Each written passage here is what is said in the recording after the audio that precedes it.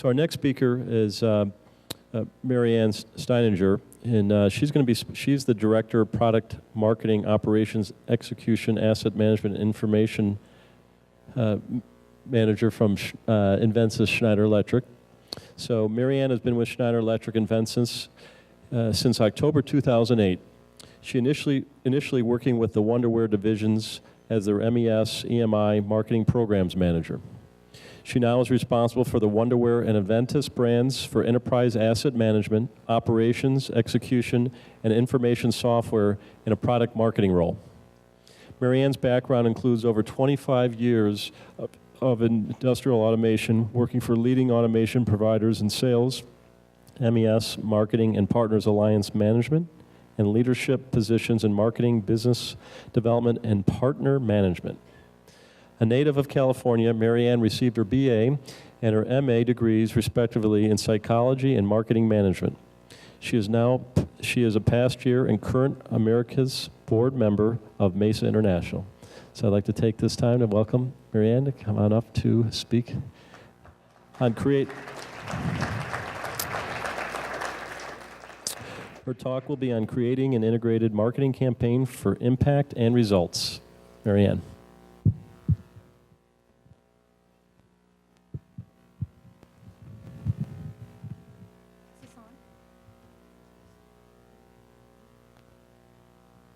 Hello, everybody. Is this on? Can you hear me?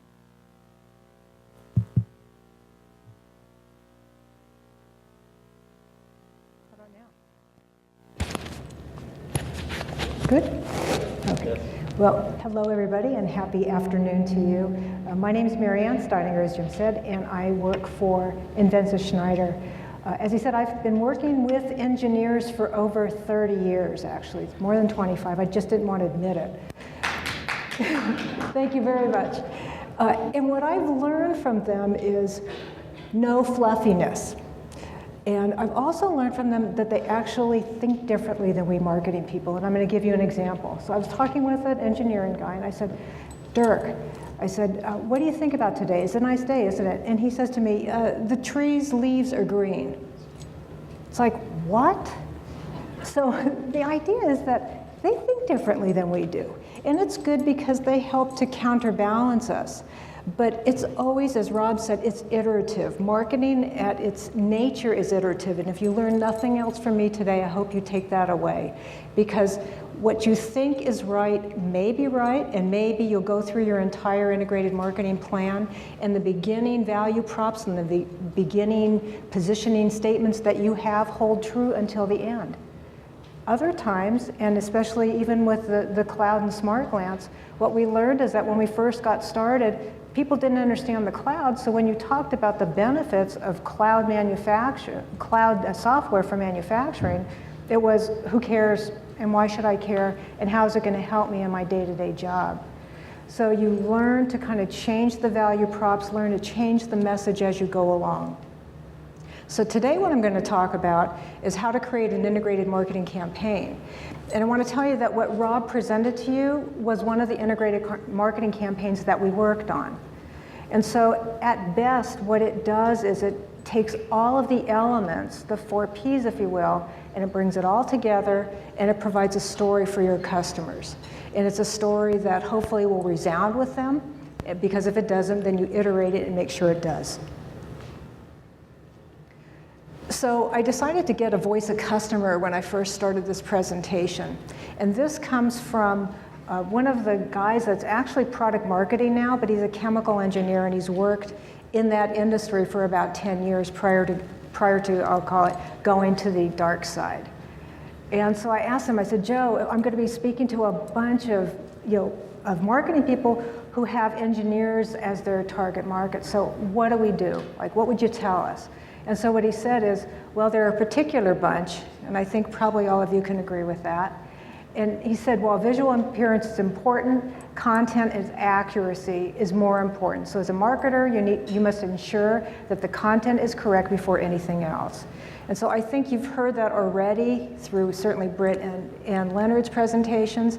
It's really, and I'll call it honesty, but I'll call it straightforwardness. So it's all about making sure that you can have some fluff. The fluff is what kind of hooks them, but you have to have the underlying value props, ROI, truthfulness, and what it is that you're selling, what is your positioning, to make sure that the engineers believe you and want to go along with you through that journey of the buying cycle. So I'm going to cover today, in hopefully 25 minutes or so, what an integrated marketing campaign is, what are those foundational elements, and how do you know that you've succeeded? Because you can go through an entire plan, but if you don't know that you've succeeded, in other words, if it isn't measurable at the end of the day, if you can't show either more sales or more leads or more views or something, then you haven't succeeded. And certainly I have management that's engineering in nature, and so being measurable and showing ROI are always part of any campaign that we put together. So this is kind of an eye chart, but I'll go around the circle really quickly. So when I look at an integrated marketing campaign, and not all of the campaigns I do have all of this breadth to them. Sometimes all I want to do is do a real quick image campaign or start to get a point of thought out there. So for example, MES in food and beverage. MES is software, manufacturing software that helps people make stuff better, from raw materials through finished goods. And maybe all I want to do is position MES in food and beverage, so I'm going to do something very targeted for that, a series of ads or maybe a series of blog posts that kind of reinforce that positioning. But when you're looking at an integrated marketing campaign, you're basically looking at every single avenue that you have that can touch your readership or can touch your potential audience. So that could be, going where they go. Do they read magazines? Do they go on the web? Do they look perhaps at TV shows that are reasonable for your products? Are they reading blogs? Are they talking with others, and so maybe you want to have some chat?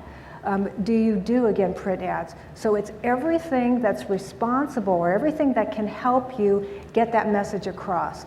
And you need to get it across consistently. So consistency for an integrated marketing campaign is probably one of the more important things that you can do. Because if you have different messages for different venues, so if my website says something different than my blog, that says something different than my print ad, that's not integrated because it confuses the audience. They don't know which one to really focus on. And it also then kind of diffuses your targets. Are you going after an engineer in food and beverage manufacturing or IT or operations that can use your software product? Well, you may want to have different messages for IT, operations, and engineering, but it should all combine to basically provide that same avenue for you and that same focus.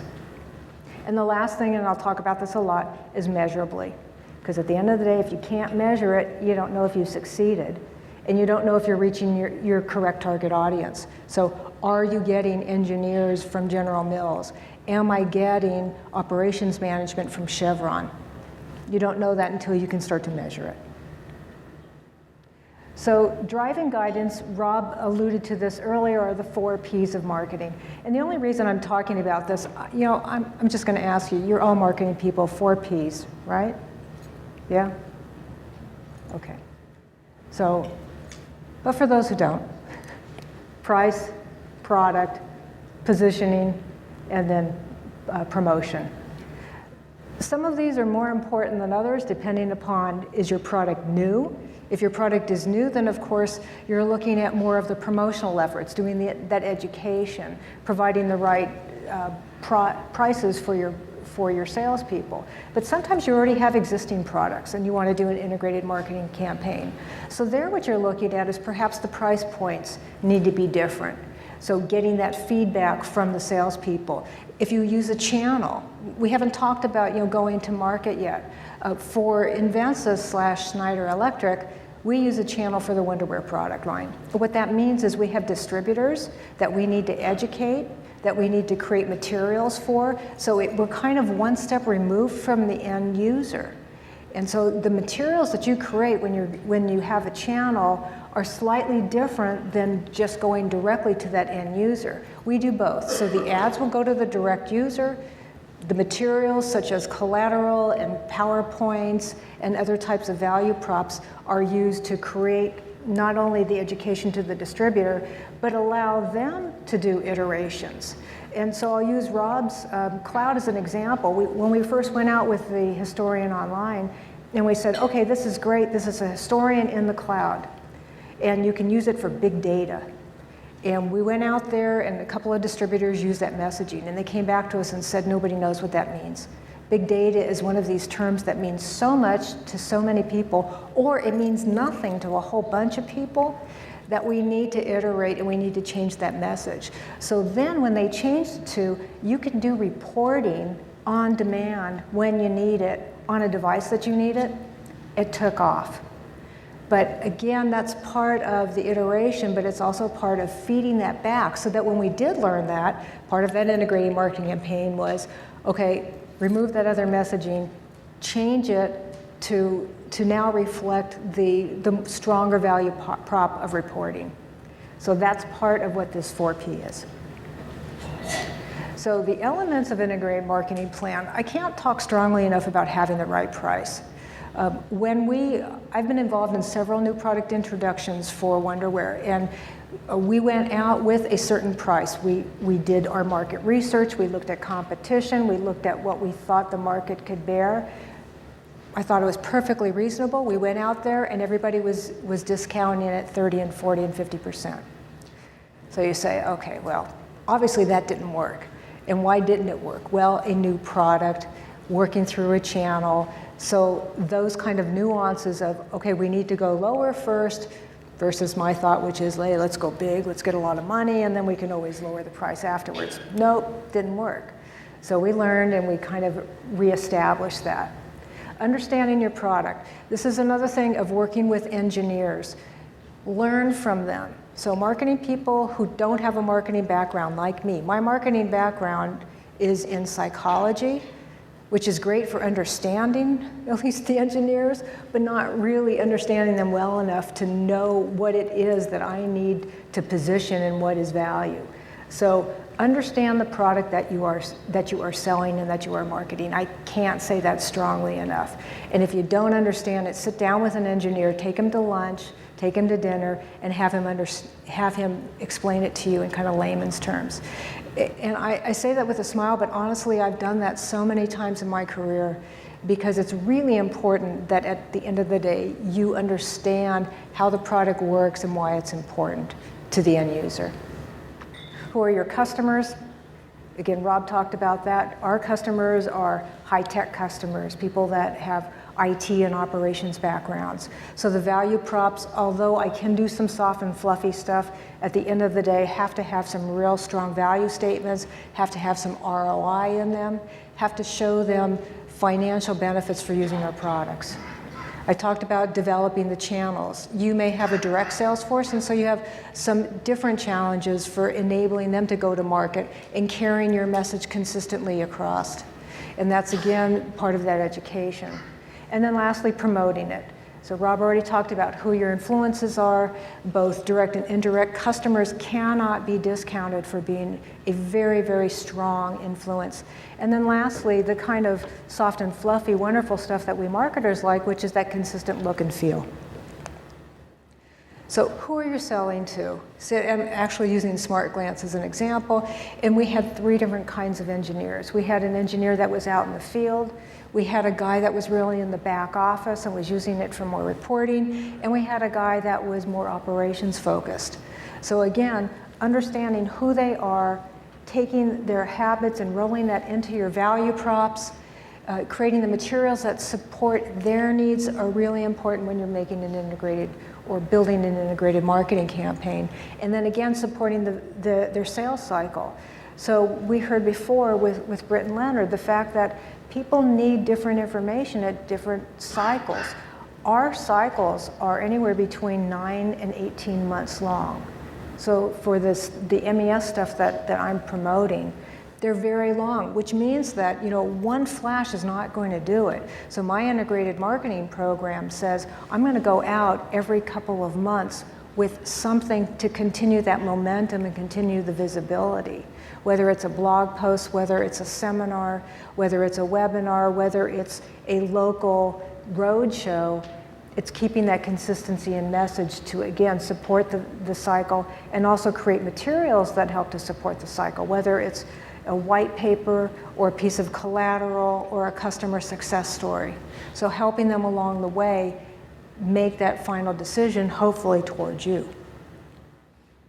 And then preparing the channels, I talked a little bit about this before. So if you have a distributor channel, that's different than having a direct sales channel. So how do you take your materials and orient them to help them to, again, consistently and effectively carry your message forward? So it's looking at the pricing strategy iteratively, which may be or may not be. How do you package it? So for us, we sell software, so packaging is not quite as big as a deal, although we do have CD cases and we slip in brochures or flyers for new products. So we try and cross-sell and promote whenever we can. The how to sell is really important. Education is imperative. Whether it's a new product or whether it's a reformulated product that you're trying to sell, it's always about how do you educate your audience and also educate the channel and have them help you to do that education. And lastly, promotions. I can't say strongly enough about over-communicating. And this is one of the things I found, especially when you have a channel that is between you and the customer. You know that old game of operator and telephone where you tell somebody and somebody tells somebody else and somebody tells somebody else? Well, at the end of that chain of 3 or 4, 9 times out of 10 the message has changed. So doing your integrated marketing campaign, you have to make sure and create materials that help you to support that second and third party. So we have partners, for example, system integrator partners that work with the customers and also work with the distributors. So we create sales materials and promotional and marketing materials to help them to pick out the best and most salient value props in order to sell to the customer. Again, so it's looking at that entire universe that you have in order to get your products to market and how to most effectively get that message out. We talked a little bit about who can influence your sale. In an integrated marketing program, in my experience, this is forgotten 9 times out of 10. Maybe you guys are a lot better than I am.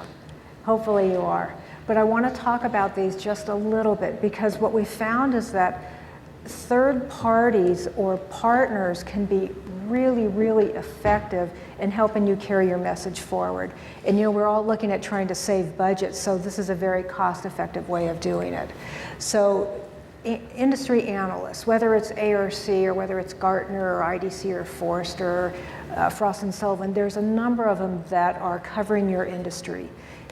Find out who is doing that, make friends with them, invite them to your events, educate them on your value props and on your go-to-market strategies and on what you're trying to accomplish with your integrated marketing campaign, and they will help you to carry your message forward.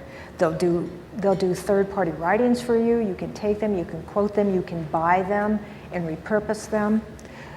Industry organizations. How many people know who Mesa International is? Great, so a couple, mostly the magazine, but that's okay. Mesa, for my industry, I do industrial software, and they've been really helpful in educating and getting both end users and influencers and vendors together. So find those industry organizations where you can influence, participate, become a voice, and become a leader in those industry organizations. And honestly, it will help you. I laugh because I've been in this industry long enough and I've had several employers. So although I've been with Invensys now for 5 years, which has been wonderful, but Mesa International for me has been the source of my last 4 jobs. So the great part is that if you find an organization that really reflects your interests, not only will it provide you with really wonderful networking opportunities, but again, you get to carry your message forward. It may be a little bit softer going through these organizations, but nevertheless, it'll get carried forward. Rob already talked about Microsoft, so I won't talk about that. Certainly magazines are another really important part, so the media, both from participating in interviews as well as using them to place all your promotional activities. And lastly, we talked about this before, but I'm going to reiterate customers. Customers can become one of your best salespeople. Rob mentioned General Mills. We used the gentleman from General Mills at 2 events, at a road show and at our user group. So if you have someone that, number one, gets what it is that you're doing and is good at communicating, use them. Get your customers, develop them, and so that you can use them as active participants and active spokespeople for you. So again, I talked about this before, but how do you get your plan done? So you're looking at all of these different elements, whether it's the web, whether it's social media, whether it's print ads and promotion. So you need to make it measurable. Measurable could be the number of hits on your website. It could be the number of leads that you collect from a webinar. It could be the increase in just your website traffic over a couple of months of running your campaign. So it doesn't have to be just one level of measurement. Be creative, number one, but number two, when I talked about an integrated marketing campaign and knowing all of the different types of influences that you have in order to get your message across, those are the things that you should be measuring. So if you've created a white paper that helps to promote your position, how many times has that white paper been downloaded? Or how many times has a piece of collateral been downloaded? Or how many times has a partner come to you with a lead that's a result of or reinforcing this integrated marketing program that you're trying to do? So look at all of those different measurable things. Get it bought off. And what I mean by that is not only getting the checkbox, but actually getting people behind it. And people, those could be your partners, management, salespeople, distributor channel. So the way in which you can get kind of the traction is to make sure that people not only understand what it is that you're trying to do, agree with it, and then carry it forward. So that's the buy-off that I look at. It's like management is one thing that's important because they're the ones who give me the money in order to do these, and budget is, of course, very important, but it's the other channels as well. Execute while you can. Things change. An example is we've been going through our budgeting process and planning process for a couple of months. And in those couple of months, things have changed. So be flexible, be iterative, take advantage of market opportunities that come to you. So for example, Microsoft has a new CEO and they're doing a lot on Azure. We're taking advantage of that. So we're using that new dimension of Microsoft, the fact that they're focusing on mobile, in order to reflect the things that we're doing in our campaign. And of course, I've told you this a couple of times, iterate. So what makes it integrated? Well, hopefully some of the things I've talked about will show you, and I'm using this as an example. We call this the COLA campaign. And I, along with a whole bunch of other people, so not just me, we created this campaign in order to show the flexibility of using software that helps you manage change. So in the consumer packaged goods, of course, because it's consumer driven, tastes change. People like green tea flavor one day and then they go to coffee the next day. So one of the market segments that we're going after are beverage packaging. So beverage manufacturers, so people like Coke and Pepsi and et cetera, et cetera. And so what we found out for them are a couple of things. Number one, most of the cost is in the packaging operation or in the filling operation. So we want to make sure and help give them solutions that help them remove the costs, make it most effective, and if they have to respond to changes, maybe it's a formulation change, maybe their suppliers have changed their ingredients and so they've had to do some recipe management. We tell them, okay, tastes are changing, we're going to help you to respond to that change. And so we did banner ads, we did websites, we did print ads, I did landing pages, I did social media, I did sales decks, all around when the market's tastes change, you'll be ready. So again, we've taken this, we've done it on a global basis, we've translated it, and then people have taken their own spin on it. So we now have food and beverage seminars going on in Thailand that are using an iteration of this message. But again, it's all about that profitability and managing change. I want to talk about social media for a minute, mostly because I love it. It's been one of the things that from a marketing perspective, and I'm just going to ask, are most of you using social now? Some are not? Yes, no? You all are? I love social because first of all, it's kind of free. I mean, it's really your time that it takes in order to do it, but it's a way in which to consistently and easily get a message across with heartbeat. So personally, I use Twitter, I use LinkedIn, and I have a blog, and then I also use Google+. For the industrial automation market, we have not found that Facebook, especially when marketing to engineers, has been that effective. I find that for all of the stuff that I do, and I'm pretty active, LinkedIn seems to have the most relevance for the engineering community.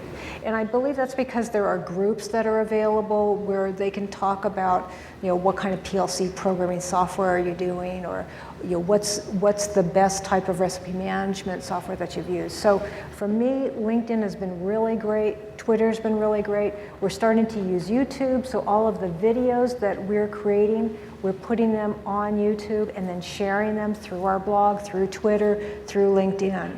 So if I looked at social media, I could have an integrated marketing campaign just using social media because each one plays off of the other. And because with Twitter, you have to be very economical in what you place, 140 characters.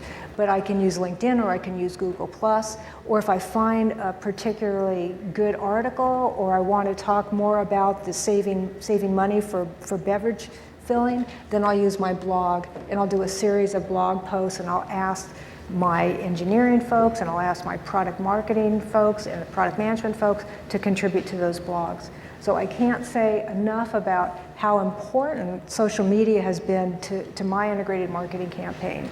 And what you get out of it is you get a community, which is most important, right? Because what you're trying to do with integrated marketing campaign is tell a story. You're trying to tell a story of what you have, why it's important, why they should listen to you, and what you're going to get out of it by buying into this story and by following us. So social media helps you to get that community, to get dialogue, and to get thought leadership. So this is an example of Blog Central. You can see I've got a blog along with a host of other folks. Invensys has done this in order to position, again, all of the different kinds of factions and different interests. So again, have you succeeded? Well, certainly sales are one measure, but when you have a product like I have that's 9 to 18 months, you may not always be able to tell within one fiscal year if you've been successful. So again, there's a number of other things that you can do. You can look at thought leadership. You can look at the number of RFPs or RFIs that have come into your company that have reinforced, for example, the MES in food and beverage. You can look at the number of invites you have to speak. You can look at the social chatter that's around the things that you've posted or the things that you're interested in. And you can see, are you becoming a norm? In other words, are people starting to refer to your products as, oh yeah, well, is it like Wonderware MES? So I'll use an example where we're now, for MES, considered one of the leaders, and that's, I think, as a result of, number one, sales success, but number two, the fact that we've consistently, over the past 5 years, put out that thought leadership, done that integrated marketing. And then internally, how are you successful? Well, is the sales force educated? Are they selling the products? Is your ecosystem engaged? Do they care about what you care about? Is the pipeline and the mind share building? So does it become natural? So the whole idea with integrated marketing campaign is touching all of these elements. It becomes a natural process for them to include your stuff in whatever it is that they're doing. So that is my presentation. There's my email if you'd care to contact me. And thank you very much.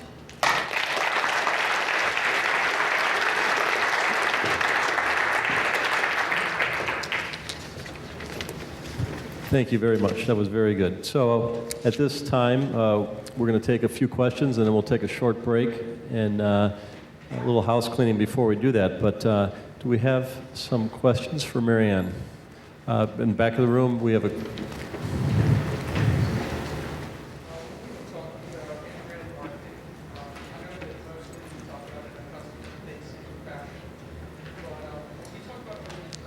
Can you turn his mic on? Test?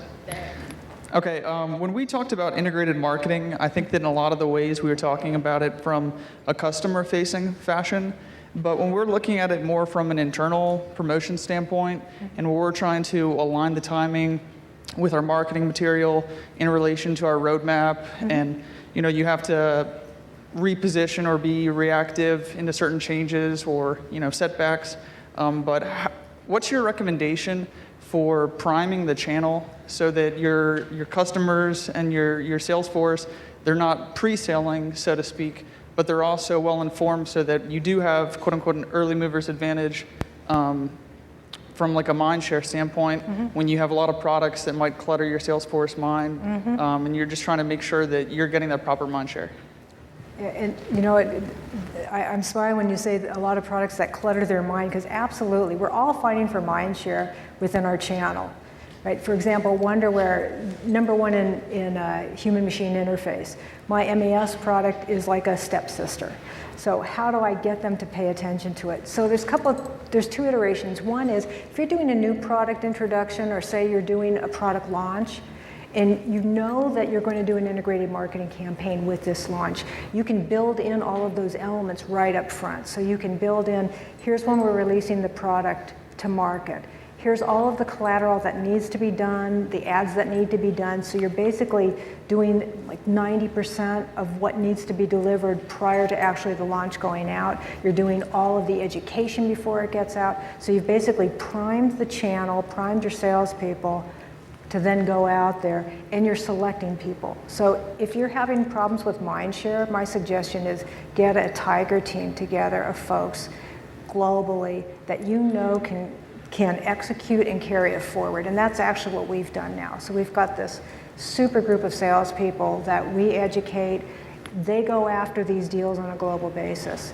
The other way is that if you've got these products that have been out there for a while and now you want to do an integrated marketing campaign, you take a look at what's existing. So take a tally of what all the assets are, and then you create your pipeline and you create your timeline from there. But always have that timeline so you know, okay, I'm going to take 2 months in order to do it. I'm going to educate the channel. I'm going to start the ads, and then I'm going to go out. So you're doing it again in stages. Did that answer your question? Thank you. Got a question over here. While we're asking questions, would you guys fill out, in order to qualify for free box seats, jerseys, gifts, fill out the blue form? And there's some questions that will help us with the next seminar we're going to put on, online probably in the next 180 days. So if you could fill those out. We're going to take a question right here. First, thank you very much. I really enjoyed your presentation. Thank you. So we're the Avis in our business. And we're on a 3-year program now of content development and primarily using the freebies. So in year 1, we started building purely educational content that we posted up on YouTube. In year 2, we worked on subscribership, and we built our viewers up to 80,000 a month. From nothing. Yeah, that's amazing. And this year we're working on conversion. That is, we're trying to get some people from YouTube, the social things, to our website. 2 questions. 1, are we moving too slowly? Okay. And thank you. And number 2, do you have any tips on how to convert that viewership from, say, YouTube into coming to your main website? Well, you need to provide that link. So you obviously know that your prospects are looking at YouTube, but they're only getting kind of a single message from YouTube. So what you need to do is kind of give them multi-dimensional messages. So bring them over to a blog. We have a blog. Okay, bring them then from your blog, backlink it to your website so that you start to create some dedicated materials for them, or bring them to a landing page. And with the landing page, like a campaign landing page, where you can build out your messages, give them specific sales materials, give them an offer. Because with YouTube, you can't really do any offers. So you've got to kind of have that hook in order to get them engaged and start to communicate with them.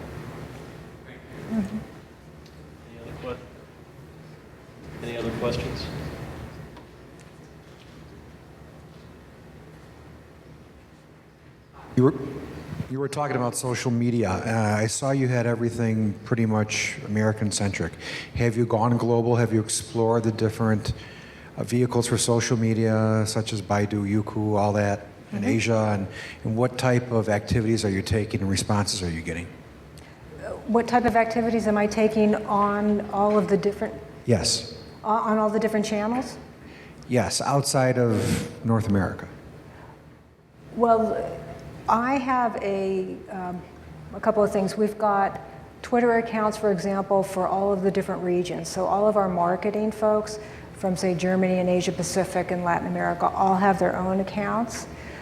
My blog is global. So what they'll do is they set up their own accounts, and then we share each other's content. So one of the things, again, we talk about that consistency in message, is that we kind of leapfrog or jump and connect all of the dots. So my blog is kind of the central, my Google Plus is central, and then all of the regions are selectively picking out content that helps them in their individual markets. Because the regions are all different. The regions may not have the same needs. You know, North America doesn't have the same needs as Asia Pac. It's trying to build their market out. Latin America is trying to gain visibility. So they're kind of taking them and they're using certain parts of it. Did that answer your question? Okay. Shane?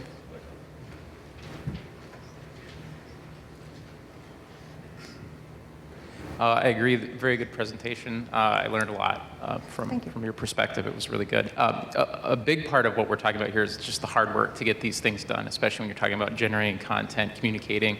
And if you could give just a little bit of insight of your team in place on the communication side and how much of this is internally generated versus working through an agency, a communications agency, for example, or some other type of outside help.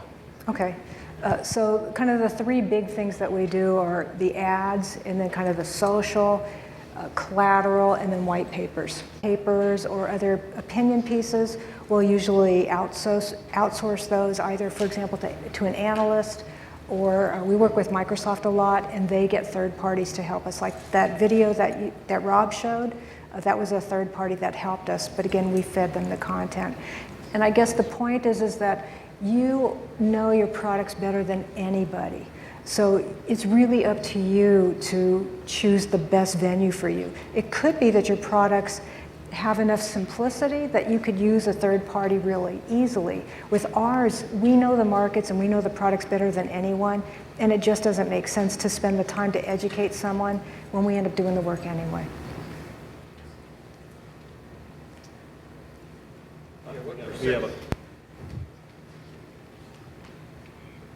What percentage of your ad budget is print advertising? And then you talked about the importance of measuring it. My struggle with my print is I can't measure it. How do you measure print advertising?